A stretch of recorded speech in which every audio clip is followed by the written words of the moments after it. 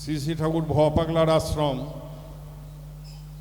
সুকচর ভবার মহাশক্তির আশ্রয়ের বার্ষিক মহাপূজা মহাসম্মেলনের আজকে অষ্টম বর্ষ। এই অষ্টম বর্ষে আজকে আমাদের সাধু সম্মেলন, সাধু ভান্ডারা হয়। মহাত্মাগণ আসতে রেখেছেন। আমাদের মধ্যে উপস্থিত হয়েছেন বেলুর রামকৃষ্ণ ধর্মচক্রের শ্রীমৎ স্বামী বিশুদ্ধানন্দ সরস্বতী মহারাজ। তাকে আমরা মঞ্চে আসার জন্যে বিশেষভাবে অনুরোধ করছি। জয় বাবা। আমাদের মধ্যে বেলুর রামকৃষ্ণ ধর্মচক্রের শ্রীমৎ স্বামী বিশুদ্ধানন্দ সরস্বতী মহারাজ এসছেন, তাকে আমরা বরণ করে নিচ্ছি।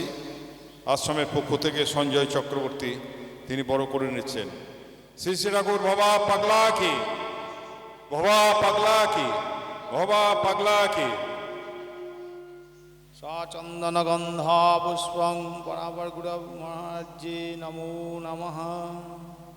পুষ্পমাল্যং সূত্রেণ গদিতং চন্দনেন সুভাষিতং শ্রীযুক্ত লম্বমালাঞ্চ গৃহাণ পরাবর গুরু মহারাজ্যে নমো নমঃ। আমাদের নিমপীঠ আশ্রম শ্রী শ্রী ঠাকুর রামকৃষ্ণদেবের, তারই ব্রাঞ্চ কলকাতার চেতলায়, সেই আশ্রমের মহারাজ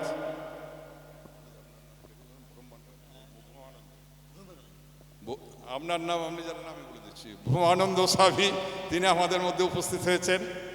তাকে আমরা একটু বরণ করে নেব।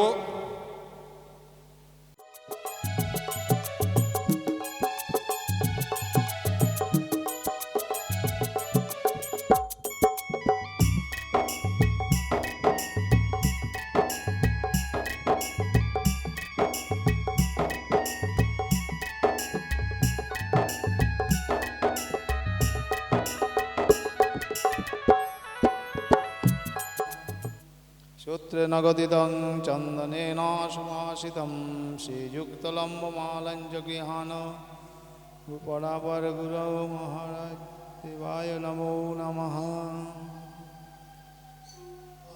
चन्दनगन्धपुष्पं परापरगुरवे नमो नमः।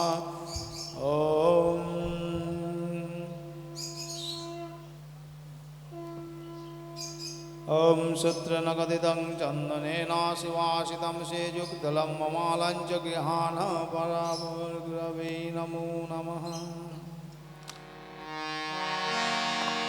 हरि ओम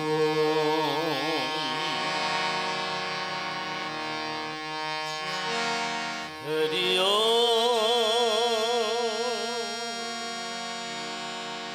नमस्तनन्ताय सहस्रमूर्तये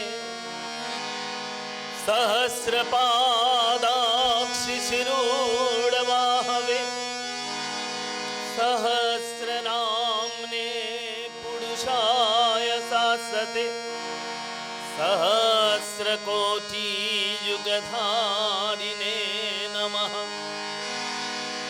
नमः कमलनाभाय नमस्ते जलशायिने नमस्ते केशवानन्त वासुदेव नमस्तुते। वासनाद वासुदेवस्य वासितं भुवनत्रयं सर्वभूतनिवासोऽसि वासुदेव नमस्तुते। शङ्करं भगवत्पादं शङ्करं लोकशङ्करं शङ्करं शङ्कराचार्यं केशवं वदरायणं सूत्रभाष्यकृतो वन्दे भगवन्त पुनः पुनः। ईश्वरो गुरुरात्मेति मूर्तिभेदविभागिने व्योमवद्व्याप्तदेहाय दक्षिणामूर्तये नमः। हरिः ओम यज्ञेन यज्ञमयन्तु देवाः स्वाणि धर्माणि प्रथमन्यासन्य देहनाकं महिमानः सचन्तः यत्र पूर्वे सद्धायः शान्तिदेवाः। ॐ राजाधिराजाय प्रसाय स्वाइने नमो वयं वै श्रवणाय कुर्महे समे कामं कामकामाय मह्यं कामेश्वर वै श्रवणो ददातु। कुबेराय वै श्रवणाय महाराजाय नमः। ॐ विशदस्य क्षुद्रविशतो मुखविशतो बाहुरुदविशदस्वत् स्वां बाहुभ्यां धमति सम्पदत्रय द्रव्या भूमि जनयं देव एकः। नानासुगन्धपुष्पाणि यथा कालोद्भवानि च पुष्पाञ्जलिं मया दत्तं ध्यान परमेश्वरः अथ मनपुष्पाञ्जलि समर्पयामि।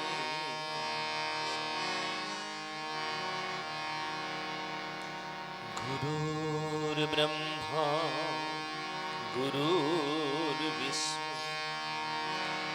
गुरुर्देव महेश्वर गुरु साक्षात् परब्रह्म तस्मै श्री गुरवे नमः। ध्यानमूलं गुरुर्मूर्ति पूजामूलं गुरुपदं मन्त्रमूलं गुरुर्वाक्कं मोक्षमूलं गुरुकृपा।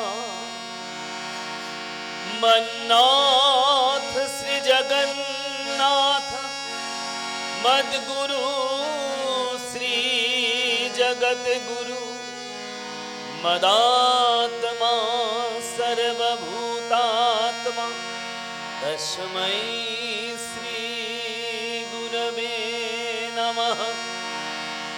नित्यं शुद्धं निराभासं निराकारं निरञ्जनं नित्यबोधं चिदानन्दं गुरुं ब्रह्म नमाम्यहम्।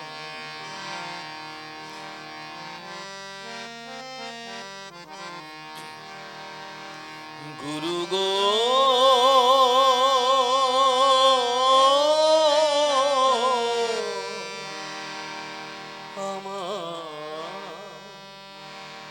সাধন ভজন না গুরু গো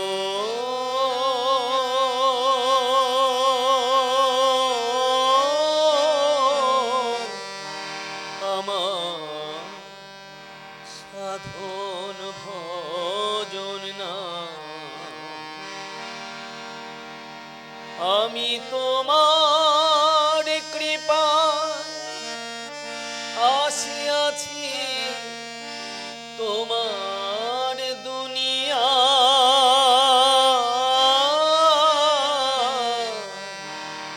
আমার সাধন ভজন না গুরু গো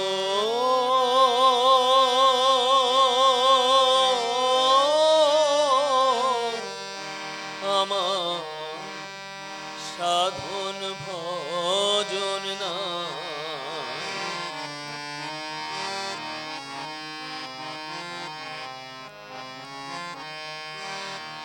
তোমার কৃপায় হাসি খেলি গুরু তোমার কৃপায় কথা বলি গুরু তোমার কৃপায় হাসি খেলি গুরু তোমার কৃপায় কথা বলি গুরু কৃপা করে রেখো তোমার কৃপা করে রেখো তোমার রাতুল চরণ ছায়ে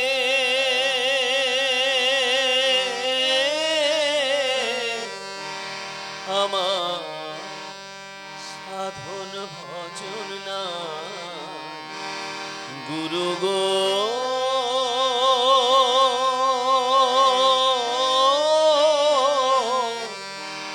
আমার সাধন ভজন না আমি তোমার কৃপা আসিয়াছি তোমার দুনিয়া আমার সাধন ভজন না গুরু গো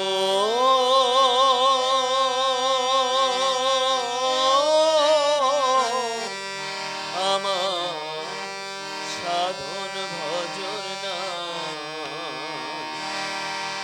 গুরু কৃপাহি केवलं गुरु कृपाहि केवलं गुरु कृपाहि केवलं गुरु कृपाहि केवलं गुरु कृपाहि केवलं गुरु कृपाहि केवलं गुरु कृपाहि केवलं गुरु कृपाहि केवलं गुरु कृपाहि केवलं गुरु कृपाहि केवलं।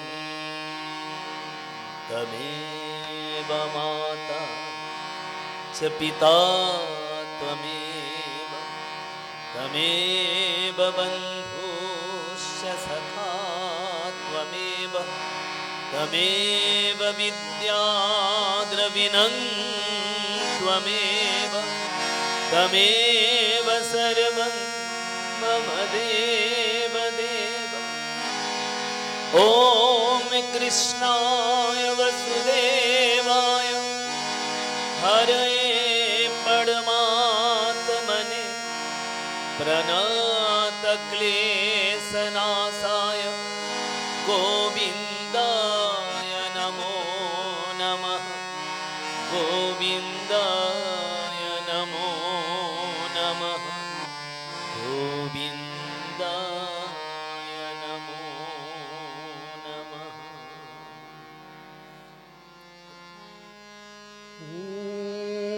गुरुकृपा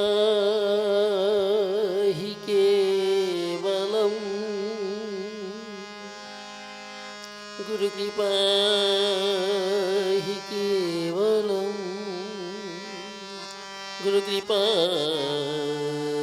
हि केवलम्। ॐ ब्रह्मानन्दं परमसुखदम् केवलमज्ञानमूर्तिं द्वन्द्वातीतं गगनसदृशं तत्त्वमैश्वरीलक्षम् एकं नित्यं विमलमचलं सर्वदी साक्षीभूतं भावातीतं त्रिगुणारहितं सद्गुरुं तं नमामि। भगवत भक्त भगवान জ্ঞানী যোগী ভক্তদের চরণে প্রণাম।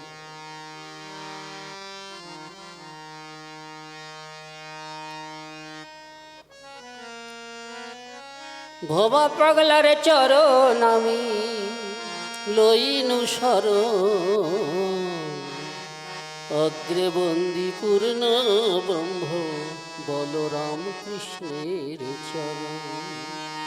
ভবা পাগলার চরণ আমি লইনু শরণ অগ্রে বন্দি পূর্ণ ব্রহ্ম বলরাম কৃষ্ণের চরণ। বন্দি আমি মাতা পিতা আদি গুরু মূল দেবতা। বন্দি আমি মাতা পিতা আদি গুরু মূল দেবতা।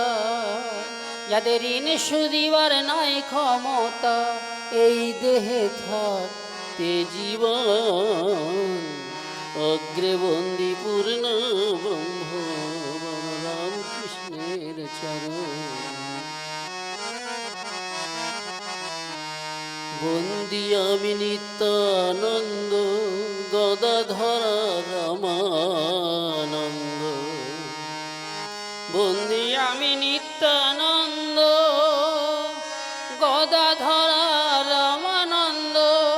শিবাস দৈত্য চন্দ্র শিবাস দৈত্য চন্দ্র রূপ সনাতন অগ্রে বন্দি পূর্ণ ব্রহ্ম বলরাম কৃষ্ণের চরণ। বন্দি আমি বিনা পানি বেদ মাতা সেদ বরণী। বন্দি আমি বিনা পানি বেদ মাতা সেদ বরণী। বারে বারে ডাকি আমি বারে বারে ডাকি আমি জিহ্বায় এসে বসো এখন অগ্রে বন্দি পূর্ণ ব্রহ্ম বলরাম কৃষ্ণের চরণ। দেবদেবানন্দের এই মিনতি দয়া করো দাসের প্রতি। দেবদেবানন্দের এই মিনতি দয়া করো দাসের প্রতি। আমি অতি মূঢ়মতি আমি অতি মূঢ়মতি জানি না সাধন ভজন।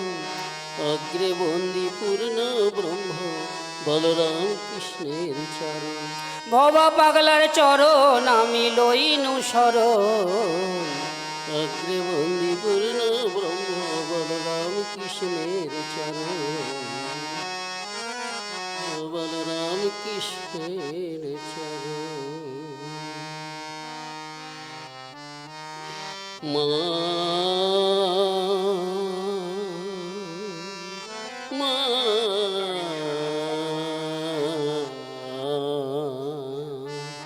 মা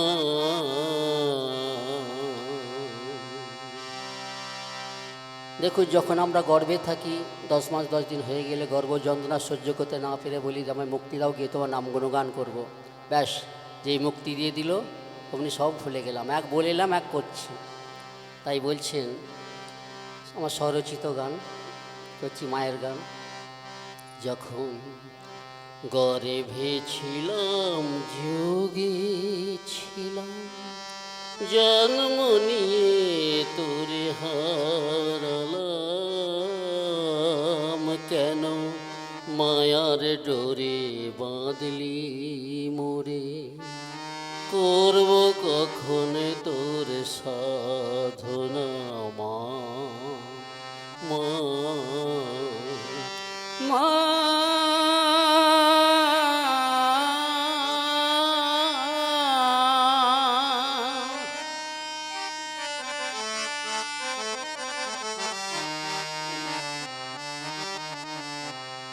যেদিন হবে তোর করুণা, মায়া কাটিয়ে উঠব ঘুমা।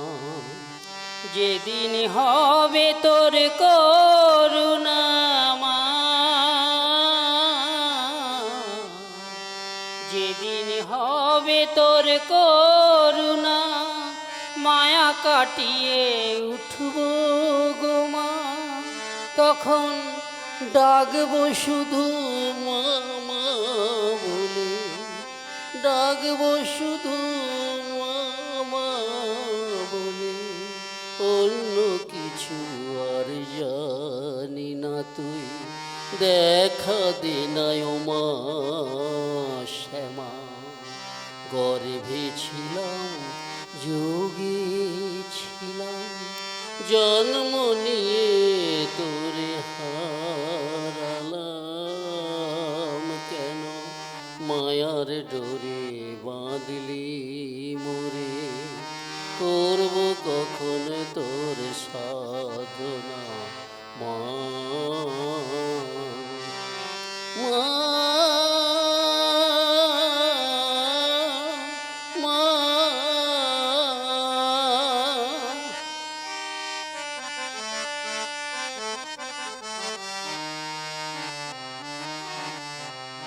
তোর নামেতে হয় মা মুক্তি, দে মায়াময় শ্রদ্ধা ভক্তি। তোর নামেতে হয় মা মুক্তি, দে মায়াময় শ্রদ্ধা ভক্তি।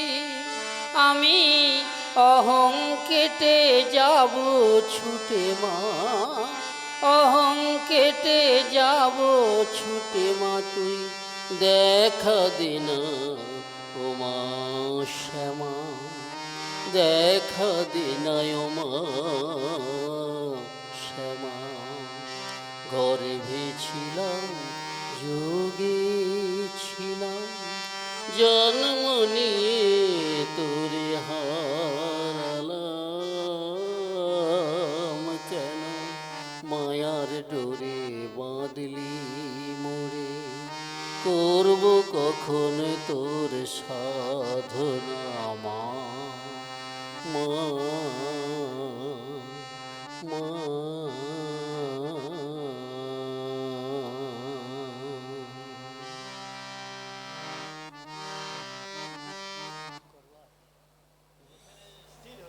এখন বক্তব্য রাখবেন স্বামী ভূমানন্দজি মহারাজ। সময় হলো 10 মিনিট। स्थापकाय च धर्मस्य सर्वधर्मस्वरूपिणे अवतारवरिष्ठाय रामकृष्णाय ते नमः। ॐ यथाग्नेर्दहिका शक्ति रामकृष्णस्थिता हि या सर्वविद्यास्वरूपं तं शारदं प्रणमाम्यहम्। ॐ नमः श्रीयतिराजाय स्वामी विवेकानन्दशूरये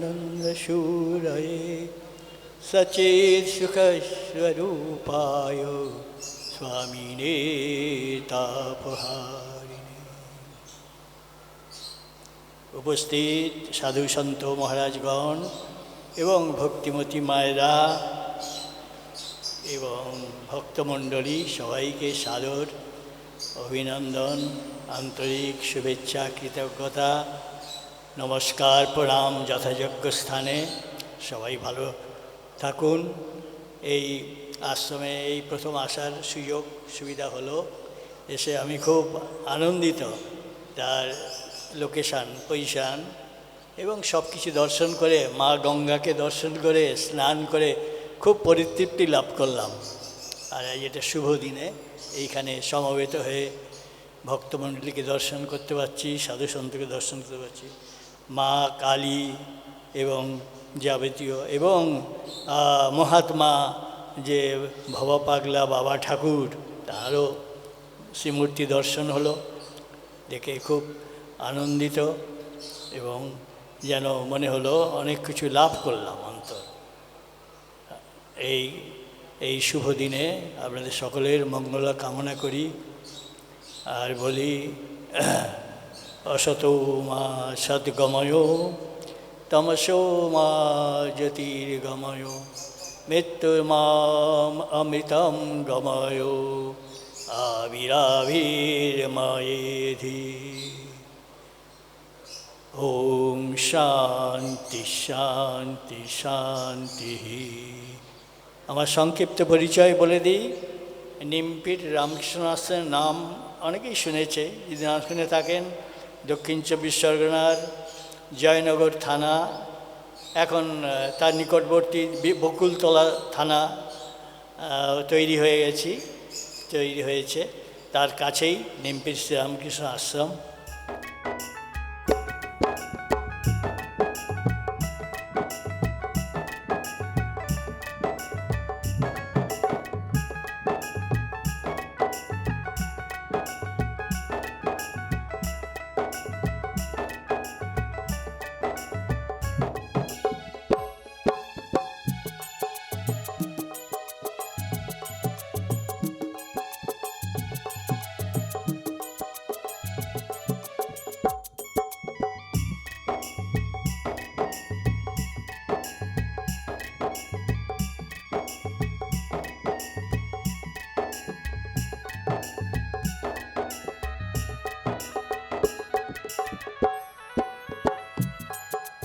দু একটি কথা বলবো।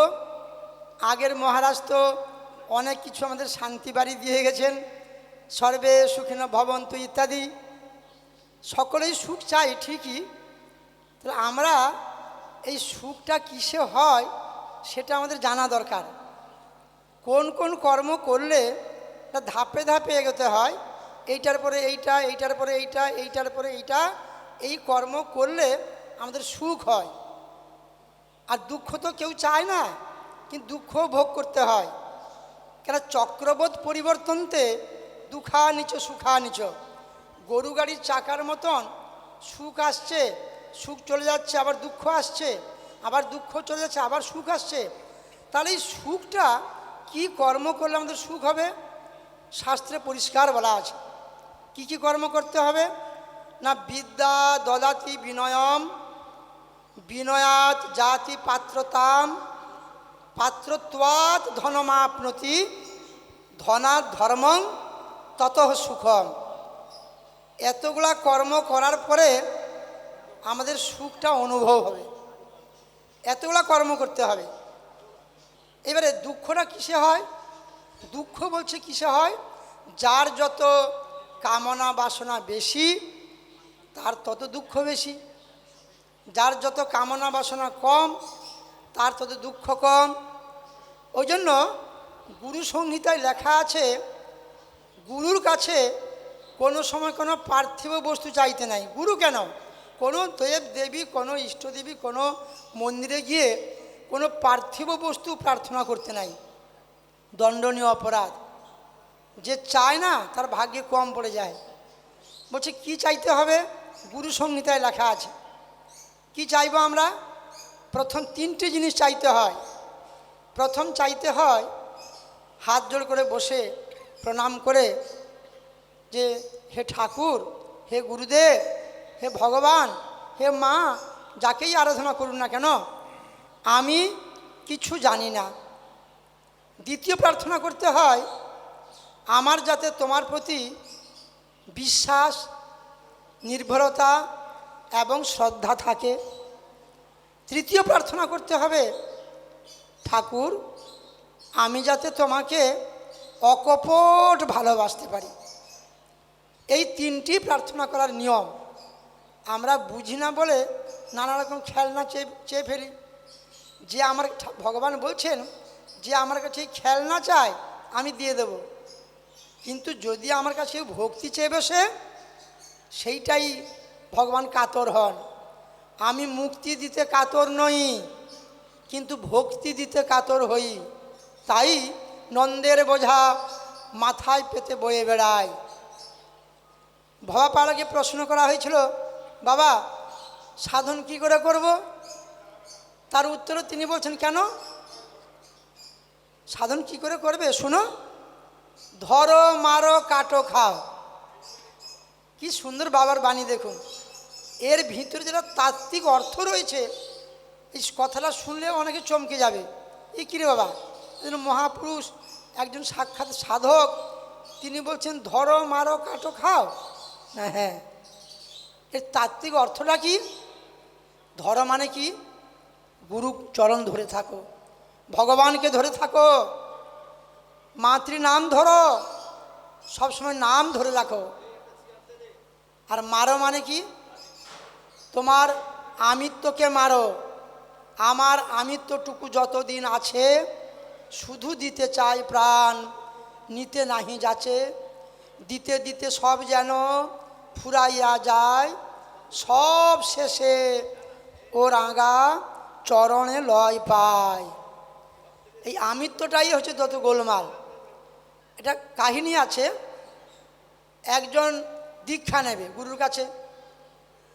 তো গুরুর কাছে গেছে, বাবা আমি দীক্ষা নেব আপনার কাছে, কি কি লাগবে বলুন। অনেকে জিজ্ঞাসা করে না যে দীক্ষা নিতে গেলে কী লাগবে, ওরা জিজ্ঞাসা করতে গেছে। গুরুদেব বলছে, আচ্ছা তুই যা, আজকে তো দীক্ষা হবে না, আমি তো সেবা টেবা করে নিয়েছি, কাল সকালে দীক্ষা দেব। তোমার স্বামী স্ত্রী দুজনে তো দীক্ষা নেবে না? হ্যাঁ বাবা। তা কী কী লাগবে? আচ্ছা আমি বলে দিচ্ছি। তোর বাড়িতে যেটা সবচেয়ে নিম্নমান, তোর থেকে যেটা মান কম, সেইটা নিয়ে আসবি, সেইটাই আমি আর দক্ষিণা নেব, তাতে আমি দীক্ষা দেব। ভালো কথা। তিনি চলে গেলেন, তার স্ত্রীকে হচ্ছে গল্প করছেন, ওই বাবা বলেছেন কালকে দীক্ষা দিবেন, তাড়াতাড়ি স্নান করে কিন্তু যেতে হবে মন্দিরে, আশ্রমে। তারপরের দিন সকালে এসে গেছেন। এবারে গুরুদেব বলছেন, কিরে নিয়ে এসছিস? হ্যাঁ বাবা। ওরা বাড়িতে গিয়ে স্বামী স্ত্রী আলোচনা করেছে যে কীটা দেবো বলো তো। গুরুদেব বলে দিয়েছেন, তোমার বাড়িতে যেটা তোমার থেকে মান কম সেই জিনিসটাই আমাকে দক্ষিণা দিবি। তো স্বামী স্ত্রী যুক্তি করে রাত্রে চিন্তা করেছে, ও আমাদের বাড়িতে তো সবৎসা গাইটা আছে, গরু, গাভী বৎস দিয়েছে, বাছুর হয়েছে, এই গরু আর বাছুরটাকে দান করে দেবো। তাহলে কি হবে? গুরুদেব দুধ সেবা করবেন, এটা সবচেয়ে ভালো হবে। আর গরুটা তো আমি পুষেছি, তাকে আমি খাওয়াই, তাকে আমি লালন পালন করি, তাকে আমি খড় দিই, বিচুলি দিই, আমার পোষা জিনিস। তো গুরুদেব কাছে নিয়ে গেছে গাই আর বাছুর। তারপর দিন সকালে উঠে, গুরুদেব আমি এবার দীক্ষা নেব। তখন গুরুদেব বলছেন, আরে তুই কী নিয়ে এসছিস? না কেন, আমার বাড়িতে যেটা আপনি বলেছিলেন আমার থেকে যেটা মান কম আমি সেইটা নিয়ে এসছি। না কি নিয়ে এসছিস? না আমি ওই গাইটা বাছুরটা নিয়ে এসছি, থাকবে আশ্রমে, দুধ হবে, ভগবানের সেবায় লাগবে, আপনারও সেবায় লাগবে। না এর তোর থেকে মান কম কি করে হলো? গরুর মূত্র না হলে পুজো হয় না, গরুর গময় না হলে পুজো হয় না। গরু মারা গেলেও তার চর্ম দিয়ে কত বাজনা বাজায়, কত রকম জিনিস হয়, আর কত জৈব সার হয়, কত কিছু হচ্ছে গরুর জিনিসে। গোমূত্র গোবর না হয় পঞ্চগব্য হয়, দধি দুগ্ধ ঘৃত মধু এই দুগ্ধ এইসব তো গোমূত্র না হলে তো কিছুই হবে না।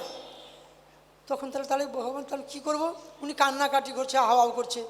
এত চিন্তা করে আমরা দুজনে নিয়ে আসলাম, তাহলে কি দীক্ষা হবে না? তখন গুরুদেব বলছেন, আরে বেটা, তোর আমিটা আমাকে দিয়ে দে। এই আমিটাই যত নষ্টের গোড়া। ওই জন্য বলছে না, আমার আমিত্বটুকু যতদিন আছে শুধু দিতে চাই প্রাণ, নিতে নাহি যাচ্ছে। দিতে দিতে সব যেন ফুরাইয়া যায়, সব শেষে ওর আগা চরণে লয় পায়। তাই পরম পূজ্যপাদ ভবাপাদ বাবা বলছেন যে মারো। কি মারবে? এই আমিত্বটাকে মারো আর কাটো। কাটো মানে ছেদন করা। কি ছেদন করবে? না মায়া পাশ ছেদন হয়ে যাবে। কি করলে? তার নাম করলে, তার চরণ ধরে থাকলে, ভগবানকে ধরে থাকলে, তার নাম ধরে থাকলে, আর তারপরে খাও। তারপরে তুমি কি আস্বাদন করবে? সেই প্রেম সুধা, প্রেম রস আস্বাদন করবে। সাধনার সর্বোৎকৃষ্ট সাধনা হচ্ছে প্রেম সাধনা। তো সেই প্রেম সাধনা কি করে হয়? না প্রথম আগে ঈশ্বরের প্রতি অনুরাগ আনতে হবে, তাকে বলা হয় ভক্তি। শাণ্ডিল্য মুনি তার শাণ্ডিল্য সূত্রগ্রন্থে লিখছেন, ভক্তি কাকে বলে? না সা পরানুরক্তির ঈশ্বরে ইতি ভক্তি। যখন ঈশ্বরের প্রতি পরম অনুরাগ আসবে তখনই আসবে ভক্তি। আর ভক্তি আসলে কি হবে? ভাব আসবে। আমরা ভালোবাসবো কি করে তাকে বলুন তো? যাকে অনুক্ষণ চিন্তন করব তার প্রতি অটোমেটিকলি ভালোবাসা এসে যাবে, অনুক্ষণ যদি চিন্তন করি। এই ভক্তি অবলম্বন করে আমাদের ভাব আসবে। আর সেই ভাব যখন পুষ্ট হয় তখন আমাদের কি হয়? প্রেম। সেই প্রেম উপনিষদে বলছে, প্রেম না বহুধা গতি, উপনিষদে বলা আছে। যদি সেই প্রেম আসতে পারে তাহলে কি হয়? মহাপ্রভুর যেটা হয়েছিল, যত্র যত্র নেত্র পড়ে তত্র তত্র ইষ্ট স্ফুরে। যেখানে যেখানে তাকাচ্ছেন মহাপ্রভু সেই হা কৃষ্ণকে দেখছেন, যেখানে যেখানে দেখেছেন তার ইষ্টকে দেখতে পাচ্ছেন। সেই প্রেম সাধনায় সিদ্ধিলাভ ছিলেন ভবা পাগলা বাবা। আমার সৌভাগ্য হয়েছিল, তাকে একাধিকবার দর্শন করেছিলাম। কেন না আমাদের গুরুদেবের আশ্রম কালনাতে রয়েছে, জাপটপল্লিতে নিগমানন্দ সারস্বত আশ্রম। সেই আশ্রমে আমি যেতাম। তখন ওইখানকার আমাদের অধ্যক্ষ ছিলেন কৃষ্ণ চৈতন্য মহারাজ, তিনি ঠাকুর নিগমানন্দের সাক্ষাৎ শিষ্য ছিলেন। আর সেই আশ্রমে থেকে আমি যেতাম ভবাবার কাছেই দেখতে যেতাম। একদিন গেছি সন্ধ্যার সময়, আর বাবার শ্রীমুখের গান শুনছিলাম। বাবা নাট্যমন্দিরে বসে গাইছেন, নিজে কত ভক্ত বসে আছে, বাবা গাইছেন আর বিহ্বল হয়ে যাচ্ছেন। দুইটা লাইন মনে আছে, বাবা গাইছেন, ওরে কৃষ্ণ যে সেই কালী, গলায় যাহার মুন্ডমালা, সেই তো বন মালি রে। ওরে কৃষ্ণ যে সেই কালী। যে ভক্ত হয় সে কোনো সময় মুক্ত চায় না, সে ভগবানের লীলা আস্বাদন করে পরম আনন্দে বিরাজ করতে থাকে। তাই সর্বশেষে আবার সেই ভবা পাগলার শ্রীচরণে এবং মহাশক্তি জগজ্জননী মায়ের শ্রীচরণ যুগলে অনন্ত কোটি প্রণাম জানিয়ে সমস্ত সাধুগুরু বৈষ্ণব মহাত্মাবৃন্দ এবং ভক্তবৃন্দের চরণে প্রণাম জানিয়ে আমার এই ক্ষুদ্র বক্তব্য জগজ্জননী মায়ের চরণে অঞ্জলি রাখলাম। নমস্কার। সকলে ভালো থাকুন, সুস্থ থাকুন, মনের আনন্দে থাকবেন। যার যেটুকু কর্তব্য রয়েছে নিষ্ঠার সঙ্গে প্রতিপালন করবেন, অথচ স্বীয় লক্ষ্যে অটুট থাকবেন, এই প্রার্থনা জানিয়ে সকলের মঙ্গল কামনা করে এইখানেই ইতি রাখলাম। নমস্কার। এখন বক্তব্য রাখবেন স্বামী অচ্যুতানন্দজি মহারাজ। আমি আমার ভগবানের পায়ে শতকোটি প্রণাম জানাই। উপস্থিত সাধু সন্ত তাদের শ্রদ্ধা এবং প্রণাম জানাই। উপস্থিত ভক্তবৃন্দকে জানাই নমস্কার। ইন্টারন্যাশনাল বেদান্ত সোসাইটি থেকে এসেছি। বেশি বেদান্তের চর্চাই হয়, কিন্তু কৃষ্ণনামও করি। প্রতিদিন 10:30টার সময় 20 মিনিট যত আশ্রম আছে ভারতবর্ষ এবং ভারতবর্ষের বাইরে সমস্ত আশ্রমে 20 মিনিট কৃষ্ণনাম হয়। কৃষ্ণনাম ছিল না আমরা কৃষ্ণনাম করতাম না, আমরা অদ্বৈত বেদান্তের চর্চা করতাম, এখনও করি। কিন্তু 2004 সালের 17ই এপ্রিল, এই সামনে আসছে 17ই এপ্রিল, এই দিনটাতে আমাদের গুরুদেবের প্রতিদিন সমাধি হতো। তিনি সেই ব্রহ্মের সঙ্গে একাকার হয়ে যেতেন। তিনি আর নেই, দেহ ছেড়ে দিয়েছেন। তিনি ঠিক 10:30টার সময় সেই অনন্ত থেকে একটা নির্দেশ পেলেন, হরে কৃষ্ণ বল, নিজে মেতে জগৎ মাতা। সেই দিন থেকে প্রতিদিন 10:30টার সময় আমরা 20 মিনিট কৃষ্ণনাম করি, সন্ধ্যাবেলায় 15 মিনিট কৃষ্ণনাম করি। প্রতি রবিবার আমরা নগরে বেরোই, এটাকে আমরা কীর্তন বলি না, এটাকে আমরা মহামন্ত্র বলি। এখন এই আধ্যাত্মিকতা যে আমরা করি, এই যে আমরা ঈশ্বর চর্চা করি, উদ্দেশ্য কি উদ্দেশ্যে ঈশ্বর চর্চা করি এটা আমাদের জানতে হবে। কোনো একটা কিছু যদি উদ্দেশ্য না জানা থাকে, তাহলে আমরা কেন করছি এটা অর্থহীন হয়ে পড়ে। আমরা ঈশ্বর চর্চা করি, তার মুখ্য কারণ হচ্ছে একটা জীবন আছে ধার্মিক জীবন যাপন করা, পুজো করা, কিছু আচার অনুষ্ঠান করা, জপ করা, ধারাবাহিকভাবে কৃষ্ণ নাম করে গেলাম। এইভাবে আমি জীবনযাপন করছি এবং আমি সংসারে আছি। সংসারের মধ্যে আমার নানা রকম চাহিদা আছে। আমরা ঈশ্বরের কাছে চাহিদাগুলো বলছি, আমাকে এই ফুলফিল করে দাও, এগুলোকে আমার চাই। আয়ুর দেহি, যশ দেহি, পুত্রাং দেহি, এই সমস্ত চাইছি। এই একটা ধরনের আধ্যাত্মিকতা।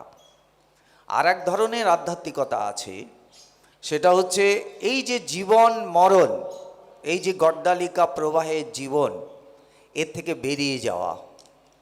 আমি এটা আর ভালো লাগছে না, এই যে গতানুগতিক জীবন, এর থেকে আমি বেরিয়ে যেতে চাই।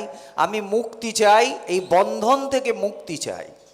সেটা যদি আমরা চাই, এই বন্ধন থেকে যদি আমরা মুক্তি চাই, তাহলে সেইভাবে ঈশ্বর চর্চা করতে হবে যাতে আমাদের বন্ধন দূর হয়ে যায়। ইংরাজিতে বলে লোয়ার লেভেল স্পিরিচুয়ালিটি আর হায়ার লেভেল স্পিরিচুয়ালিটি। বেদের মধ্যে দুরকমই আছে। তুমি কর্মকাণ্ড করো, কর্মকাণ্ডের মধ্যে যাগ যজ্ঞ হোম রিচুয়ালস আচার অনুষ্ঠান, তার মন্ত্রই বেশি। কি না, আমি পুত্র চাই, পুত্রাষ্টি যজ্ঞ করো। তোমার শত্রু আক্রমণ করেছে, শত্রুর হাত থেকে তুমি বাঁচতে চাও, তার জন্যে তুমি যজ্ঞ করো। তোমার অঞ্চলে রাজ্যে খরা হচ্ছে, খরার হাত থেকে তুমি মুক্তি চাও, তুমি যজ্ঞ করো। কর্মকাণ্ডের মধ্যে আছে সব। এবং সেই অনুযায়ী তোমাকে কি করতে হবে, জোগাড় করতে হবে, পুরোহিত ডাকতে হবে।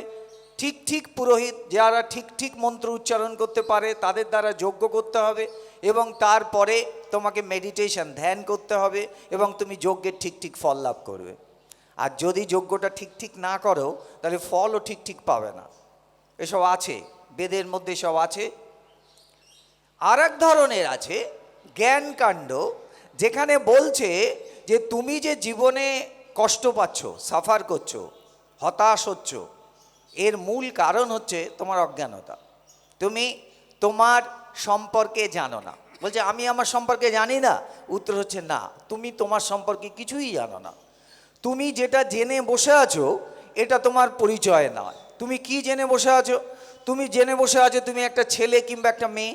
তুমি জেনে বসে আছো তুমি সুখচরে থাকো। তুমি জেনে বসে আছো তুমি ধনী কিংবা দরিদ্র। তুমি জেনে বসে আছো তুমি ব্রাহ্মণ কিংবা কায়স্থ। এইগুলো তোমার পরিচয়ই না। আমার কথা না, বেদান্ত বলছে এগুলো তোমার পরিচয়ই না। বলছে কি আমার পরিচয়? খুঁজতে থাকো, খুঁজতে থাকো। তোমার পরিচয় কি? তুমি এখনো সে ব্যাপারে তোমার খোঁজা শুরু হয়নি। এই যে খুঁজতে থাকো, যেমন একটা পাইপ মাটির মধ্যে বসালে, বসিয়ে দুটো পাইপ বসালে দেখবে ঘোলা জল উঠছে, কাদা জল উঠছে, সে জল খাওয়া যায় না। তো আরও খোঁড়ো, আরও খোঁড়ো, খুঁড়তে খুঁড়তে একসময় দেখবে সাদা জল, টলটলে সাদা জল, পরিষ্কার জল উঠছে, সেটাকে খাওয়া যায়। ঠিক একই রকমভাবে তুমি তোমার মনের মধ্যে খুঁড়তে থাকো, তুমি তোমার মনের গভীরে যেতে থাকো। যেতে যেতে দেখবে যে তুমি ধীরে ধীরে হারিয়ে যাচ্ছ। তুমি নিজেকে আর এই যে পরিচয় নিয়ে ঘুরে বেড়াচ্ছিলে, এই পরিচয়গুলো আস্তে আস্তে তোমাকে ছেড়ে চলে যাচ্ছে। তোমার দুঃখের কারণ তোমার আসক্তি। একটু আগে মহারাজ বলছিলেন আসক্তি। তুমি কেন আসক্ত, কেন তুমি এই সংসারে দুঃখ পাও? প্রত্যেকটা জিনিসের সঙ্গে তুমি যুক্ত হয়ে আছো। তুমি তোমার ছেলের সঙ্গে যুক্ত হয়ে আছো, তুমি তোমার মেয়ের সঙ্গে যুক্ত হয়ে আছো, জামাই নাতি টাকা পয়সা ছেলে এইগুলোর সঙ্গে তুমি যুক্ত হয়ে আছো, এবং এগুলোই তোমার আসক্তি। সংসার বলে কোথাও কিছু নেই, এই আসক্তির নামই সংসার। সে যদি বিয়ে করে তাও সে সংসারী হতে পারে, সে যদি বিয়ে না করে তবুও সে সংসারী হতে পারে। যত যার আসক্তি সে তত বেশি সংসারী। এবং আরও ছোট করে বলা যায় যার দেহবোধ যত বেশি সে তত সংসারী। আর এইটা কাটানোর একমাত্র উপায় হচ্ছে নিজের ভেতরে ডুবতে থাকা। বলে নিজের ভেতরে ডুববো কোথায়, কিভাবে ডুববো? বলছে খুঁজ খুঁজ খুঁজ খুঁজলে পাবি হৃদয় মাঝে বৃন্দাবন, তলাতল পাতাল খুঁজলে পাবি রে প্রেম রত্নধন। তুমি বৃন্দাবনটা কোথায় পাবে? নিজের ভেতরেই আছে। কেন পাচ্ছ না? খোঁজা হয়নি তাই। তুমি কোথায় খুঁজছো? বাইরে খুঁজছো। তুমি সব কিছু বাইরে খুঁজছো। ঈশ্বরকে কোথায় খুঁজছো? বাইরে খুঁজছো। ঈশ্বর বাইরে নেই, ঈশ্বর তোমার মধ্যে আছে। মুচকো কায়ে ধুড়ো বন্ধু মায়ে তো তেরে পাসমো। আমি তো তোমার ভেতরেই আছি, পাশেও না, ভেতরেই আছি, খোঁড়া হয়নি। সেই জন্য বলছে সত্যের ক্রমবিকাশ হয় না, সত্য সম্পর্কে ধারণার ক্রমবিকাশ হয়। ঈশ্বর কোথায় আছেন? তুমি আগে জানতে আকাশে, তারপরে একজন বলল না না তোর ভেতরেই আছে, তুমি ভেতরে খুঁজে পেলে। আর বেদান্ত বলছে ভেতরে না, তুমিই সেই, তুমিই সেই। বলছে যত্র জীব তত্র Shiva, Shiva is soul is potentially divine. বলছে সব কথা সর্বং খল্লিদং ব্রহ্ম। যেখানেই তুমি জীব দেখছো সেখানেই তুমি শিব দেখছো। হ্যাঁ, একটা গল্প বলি। গল্পটা হচ্ছে একজন শিব ভক্ত, সে শিব শিব করতো। তো শিব শিব করতে করতে অনেক দিন সে শিবের দেখা পায় না, হতাশ হয়ে পড়েছে। আমরাও তাই হতাশ হয়ে পড়ি। তো সে একদিন শিব তাকে দৈববাণী করলো যে তুই কালকে আমাকে দেখতে পাবি, সারাদিনে দেখবি যার মাথা নেই সেইটাই আমি, আমাকে এইভাবে তোরা চিহ্নিত করতে পারবি তুই। তো পরের দিন সে খুব আনন্দিত যে শিব দেখবো, শিব কথা দিয়েছে সামনে আসবে। সারাদিন কেটে গেল, এমন কাউকে সে খুঁজে পেল না যার মাথা নেই, কাউকে খুঁজে পেল না। সন্ধ্যা হয়ে গেছে তো খুঁজে পাচ্ছে না, ভাবছে যে শিব পর্যন্ত মিথ্যা কথা বললেন, তিনি বললেন যে তিনি আসবেন এবং যার মাথা নেই সেইটাই আমি, কই তাকে তো দেখতে পাচ্ছি না। সন্ধ্যা হয়ে যাওয়ার পরে তার হঠাৎ, বলছে বিবেক কোথা থেকে জাগ্রত হয়, ভেতর থেকে জাগ্রত হয়। তার হঠাৎ মনে পড়েছে আরে আমারই তো মাথা নেই। মাথা আছে? আপনি যে দেখছেন জগৎ শুদ্ধ দেখছেন, সব কিছু দেখছেন, আপনার মাথা দেখতে পাচ্ছেন না। আপনিই সেই মস্তিষ্কহীন শিব, কিন্তু নিজেকে ধরতে পাচ্ছেন না। সেই জন্যে শঙ্করাচার্য আজ থেকে 1300 বছর আগে বলে দিয়ে গেছেন ওং মনোবুদ্ধ অহংকার চিত্তানি নাহং ন চ শ্রোত্র জিহ্বে ন চ ঘ্রাণ নেত্রে ন চ বোম ভূমির ন তেজো ন বায়ু চিদানন্দ রূপহং শিবহম শিবহম। আমি সেই। আর স্বামী বিবেকানন্দ আরও সহজ করে বলে দিয়ে গেছেন বোঝো আর না বোঝো বলতে থাকো সোহম সোহম, আমি সেই। সুতরাং একদিন দেখবে তুমি বুঝতে পারবে আমি কোথায় খুঁজে বেড়াচ্ছিলাম এতদিন ঈশ্বর, আমার ভেতরেই তিনি ছিলেন, আমি বুঝতে পারিনি, আমি ধরতে পারিনি তাকে। এই যে ধরতে পারোনি, চোখকে সুন্দর করে কাজল, কিন্তু কাজলকে চোখ দিয়ে দেখা যায় না। ঠিক একই রকমভাবে ঈশ্বর তোমাকে সর্বদা গাইড করছেন, ঈশ্বর সর্বদা প্রকাশিত, কিন্তু তাকে তুমি ধরতে পারছো না কেন? একটু আগেই উনি বললেন না, সমীপে, কাছে, এত কাছে। উপনিষদের প্রথম কথাই হচ্ছে সমীপে, নেয়ারার, নেয়ারেস্ট, তোমার কাছেরও কাছে হয়ে আছেন তিনি, তাই তুমি তাকে দেখতে পাচ্ছ না। চোখে আমরা কোনো জিনিস দেখি, যখন কোনো জিনিসকে সামনে এখানে রাখা হয়, এখানে রাখলে আর চোখ দিয়ে দেখা যায় না। ঠিক একই রকমভাবে তিনি চোখেরও চোখ, তিনি কানেরও কান, তিনি সব কিছু, তিনি সব কিছু হয়ে আছেন বলে তাকে ধরা যাচ্ছে না। ধরতে হলে নিজেকে সূক্ষ্ম করতে হবে, তবেই তুমি সূক্ষ্ম জিনিসকে ধরতে পারবে। এবং তুমি ভেতরে যত ডুববে তত দেখবে আমার ভেতরেই আমি আমাকে খুঁজে পাচ্ছি। এ বলতেই থাকবো, এর কোনো শেষ নেই, অনন্তের কোনো ইতি করা যায় না। আমি সবাইকে আরেকবার ধন্যবাদ জানিয়ে আমি আমার বক্তব্য শেষ করছি। জয় ভগবান। জয় বাবা। আমাদের ভোলানন্দ মঠের অধ্যক্ষ মহারাজ 1001, 1008 বেদান্ত আচার্য শ্রীমৎ স্বামী সর্বেশানন্দ, তিনি মৌনব্রত থাকেন একাদশের দিন। আসতেই চাইছিলেন না, আমি জোর করে বলেছি আপনার কথা আমি অ্যানাউন্স করে দেবো, আপনার উপস্থিতিটাই আমাদের সাধু ভাণ্ডারের একটা অন্যতম মাত্রা এনে দেয়। তাদের হাত ধরেই ছোট মহারাজ ছিলেন অশোক ব্রহ্মচারী, এবং এই সর্বেশানন্দজির মহারাজের হাত ধরেই সাধু সম্মেলন, এবং সাধু সম্মেলন করতাম আগে সন্ধ্যার সময়, বিকেলবেলায়। তাদের আদেশে আমরা এই সাধু সম্মেলন এবং সাধু ভাণ্ডারার আয়োজন করি।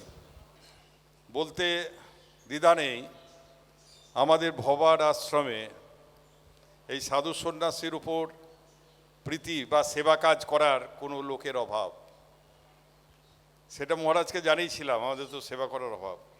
তখন ধীরানন্দজি ছিলেন বিজয়কৃষ্ণ যোগমায়া আশ্রম ঘোলার, তিনি বললেন আমার সেবকরা তোমার ওখানে সেবা করবে। তা তিনি থাকতে সেই সেবকরা আসতো, রঞ্জন, সুবীর, যারা আছেন। তারপরে তারা এখন আর আসতে পারে না, তাই ওপারে রিসরা প্রেম মন্দিরের দেবানন্দজির কাছে যখন বললাম এই অবস্থা, বললো আমার সেবকরা তোমার ওখানে সেবা করবে। তিনি একটু অসুস্থ, তাই নির্গুণানন্দ, ধুবানন্দ আছেন প্রেম মন্দিরের রিসরায়, তাদের সেবকরা এসে গেছে। আমাদের যদিও একটাই ভান্ডারা হবে, তার আগে প্রবচন চলবে, কিন্তু সেবকরা তারা কিন্তু আগেই এসে হাজির। আর আমাদের শ্রোতাবিন্দুরা এই 12টা 1টার আগে কেউ আসতে পারে না। সেই জন্যে আমাদের তাদের হাত ধরে, তাদের অনুপ্রেরণায়, সর্বেশানন্দজির অনুপ্রেরণায় আমরা এই সাধু ভাণ্ডারা সাধু সম্মেলনের আয়োজন করেছি। তিনি কথা বলবেন না, তার উপস্থিতি আমাদের কাছে সব। জয় বাবা। এবার আমাদের মধ্যে এসছেন বন্ধু গৌরব, মহানাম মঙ্গল মহানামব্রত আশ্রমের, এসছেন গোবিন্দ ব্রহ্মচারী, ট্যাঙ্গুলার পার্কে গীতা জয়ন্তী উৎসব করেন কলকাতায়। 1 মাস যাবৎ গীতা যজ্ঞ অনুষ্ঠান চলে, তিনিও আমাদের মধ্যে উপস্থিত হয়েছেন। আরও বড় উপস্থিত হয়েছেন আমাদের মধ্যে আমার বন্ধুবর ব্যারাকপুর রামকৃষ্ণ মঠ মিশনের সেক্রেটারি বেদানন্দজি, তত্ত্বমসি পত্রিকা বেরোয়, সেই বেদানন্দজি আমার খুব ঘনিষ্ঠ অন্তরের মানুষ। তাদের সব অনুষ্ঠানেই আমি যাওয়ার চেষ্টা করি। এই কিছুদিন আগে জয়রামবাটি কামারপুকুর গেলাম, তা সেখানকার ব্যবস্থাপনা দেখে তো আমি আশ্চর্য। আমি যাইনি ওখানে কোনো দিন। সে মানে ডেলি নিত্য নারায়ণ সেবা হয়, বালকদেব পূজা করা হয়, কুমারী পূজা হয়, ডেইলি কুমারী পূজা। আগে কুমারী পাওয়া যেত না, এখন কুমারীদের নাম লেখানোর জন্য 1 বছর আগে থেকেই নাম লেখাতে হয়। সেদিন একটা বিশেষ অনুষ্ঠান ছিল বলে 3 জন কুমারীর পূজন হতো। ডেলি কুমারী পূজা, ডেলি উৎসব, ডেলি তোমার অনাথ সেবা, নারায়ণন সেবা। তাই এই এত কর্মযোগ্য, প্রায় 42টা সংস্থা, 42টা আশ্রম সংস্থা আমাদের এখানে বিটি রোডেও আছে। তা তিনি আমাদের মধ্যে উপস্থিত হয়েছেন। তিনিও সুগায়ক, ভালো লেখক, তিনিও বলবেন। জয় হোক। এখন বক্তব্য রাখবেন স্বামী বেদানন্দজি মহারাজ। সর্বমঙ্গল মঙ্গলে শিবে সর্বাত্ম সাদিকে শরণ্যে তম্বকে গৌরী নারায়ণী নমস্তুতে। মা জগৎমাতা কালী এবং আমাদের সকলের শ্রদ্ধার ভালোবাসার প্রেরণা অত্যন্ত কালী ভক্ত ভবা পাগলা, আমরা মহারাজই বলি। মহারাজ ভবা পাগলা, মহারাজ কেন বলে না, অন্তরে মাকে ধারণ করে আছেন। সোমেশানন্দ গিরিজি মহারাজ তিনি অন্তরে মাকে ধারণ করে আছেন। অন্যান্য উপবিষ্ট মহারাজ এবং সকল ভক্তবৃন্দ সকলকে প্রীতি শুভেচ্ছা এবং নমস্কার জানাই। আমরা যে জায়গায় উপস্থিত হয়েছি সেই জায়গাটি অত্যন্ত পবিত্র এবং বাংলার শাক্ত সাধনার ইতিহাসে একটি প্রেরণাদায়ক জায়গা এবং ব্যক্তিত্ব। আমরা জানি রামকৃষ্ণ ভবা পাগলা, এই যে নামগুলো রামপ্রসাদ, কমলাকান্ত, যে কালী ঠাকুরকে আমরা ছোটবেলা থেকে পটের মধ্যে দেখি, মূর্তির মধ্যে দেখি, তারা বলছেন সেই মা কথা কন এবং ভক্তের বিপদে আপদে সুখে দুঃখে সারাক্ষণ সর্বদা পাশে থাকেন যদি সরলভাবে মা বলে ডাকা যায়। কি সুন্দরভাবে এই কথাগুলি বলা হয়।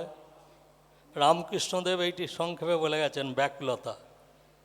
সেই ব্যাকুলভাবে মাকে ডেকে ডেকে ভবা পাগলা দেখুন কি গান লিখে গেছেন, কি আশ্চর্য ব্যাপার। এত গান তার মন থেকে উচ্চারিত হয়েছে এবং সেই গানগুলোর তাৎপর্য ভাবনা যদি আমরা চিন্তা করি তাহলে আমাদের এই ক্ষুদ্র মন ব্যাপক হয়ে যাবে। মায়ের অনন্ত মনের ভেতর আমাদের মন প্রাণ বুদ্ধি প্রবিষ্ট হবে। গান তো শুধু গান নয়, গান একটি ভাব, মনের একটি বেদনা, একটি ভাবনা।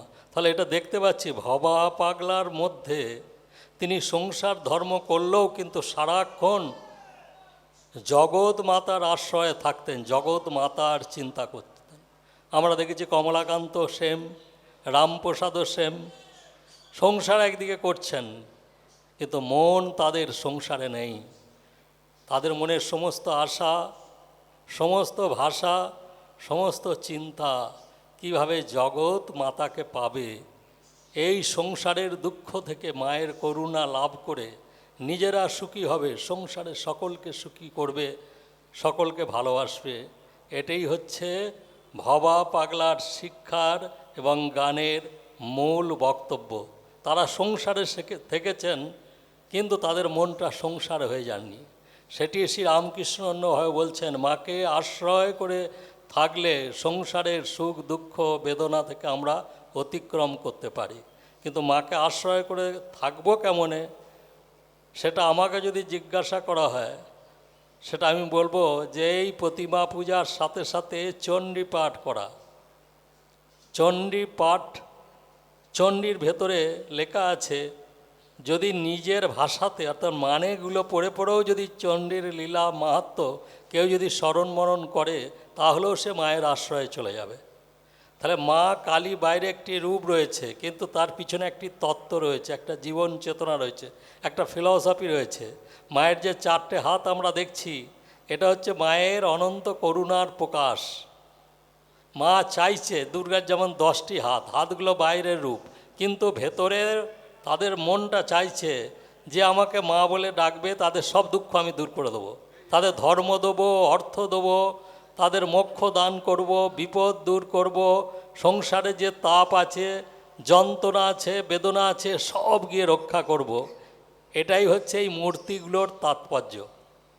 চিন্তা করে দেখুন, আমরা এগুলো রহস্যগুলো বুঝি না। আমাদের যেমন নিজের ভেতরে মন আছে, তেমনি মায়ের ভেতর মন আছে। মায়ের ভেতর মনকে বলা হয় বিশ্ব মন। সেই মনের প্রভাবে এই আকাশ বাতাস, সূর্য, চন্দ্র, গ্রহ সব সৃষ্টি হয়েছে। আপনি যে এই আশ্রমে বসে আছেন, এটা একটা ভাব। আপনি পৃথিবীর মাটিতে বসে সূর্যের চারিদিকে ঘুরছেন, অনন্ত ব্রহ্মাণ্ডে বিরাজ করছেন। এটা ভাবতে গেলে চিন্তা করতে হয় আমাদেরকে। চিন্তা করে দেখুন, আপনি তো পৃথিবীর মাটিতে বসে আছেন। এই পৃথিবী কোনো সময় সূর্যকে ছেড়ে নেই। সূর্য থেকে পৃথিবী বেরোলো, কিন্তু পৃথিবীকে সূর্য ছাড়লো না। সেই সূর্যকে নিজের আকর্ষণে ঘোরাচ্ছে। নিজের আকর্ষণে ঘোরাতে ঘোরাতে সূর্যের আলোয় বাতাস পৃথিবীর বুকে এরকম গড়ে উঠেছে। চিন্তা করে দেখুন, আপনি সারাক্ষণই মায়ের অন্তরে, মায়ের চেতনা, মায়ের মধ্যে রয়েছেন। সেই মায়ের রূপটাকে বলা হয় ব্রহ্ম। সেটি শ্রীরামকৃষ্ণ বললেন, তোমরা যাকে কালী বলো, আমরা তাকে ব্রহ্ম বলি। এই ব্রহ্ম কখনো দেহ ছাড়া, মন ছাড়া, বুদ্ধি ছাড়া, চিন্তা ছাড়া নেই। যেই মুহূর্তে আমরা কালী কালী বলে আমাদের অন্তর প্রকৃতি শোধন করব, আমাদের সংস্কারকে শোধন করব, আমাদের চিন্তাকে শোধন করব, আমাদের বুদ্ধিকে শোধন করব, তেমনি এই ইন্দ্রিয় জগতের মধ্যে এক অতীন্দ্রিয় সত্য আমাদের বুকে ফুটে উঠবে।